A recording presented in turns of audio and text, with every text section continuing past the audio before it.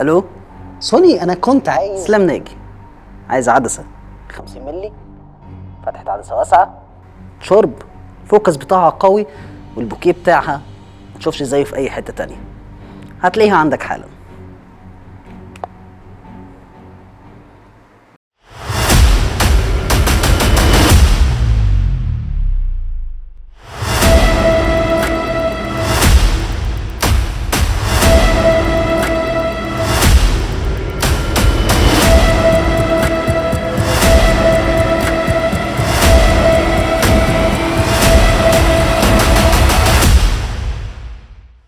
يا مساء الفل عليكم، ايه الاخبار؟ انا اسلام ناجي، بورتريه فاشن فوتوغرافر، والنهارده فيديو جديد. الفيديو بتاع النهارده بالتعاون مع سوني اللي هنتكلم فيه عن العدسه ال 50 مللي الاف 1.2.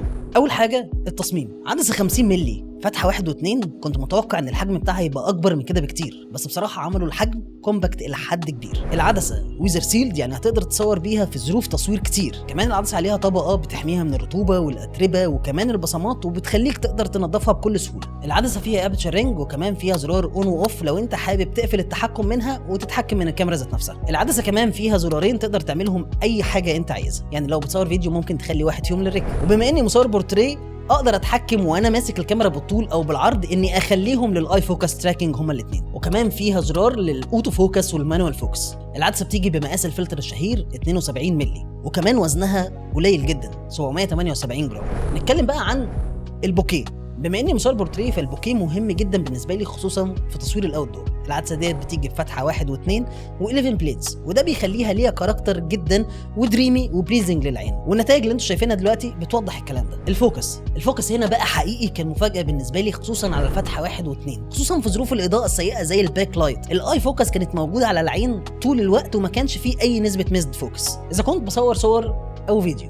كمان الفوكس ديستنس في العدسه ديت 40 سم، ودي مسافه حلوه جدا بالنسبه للعدسه.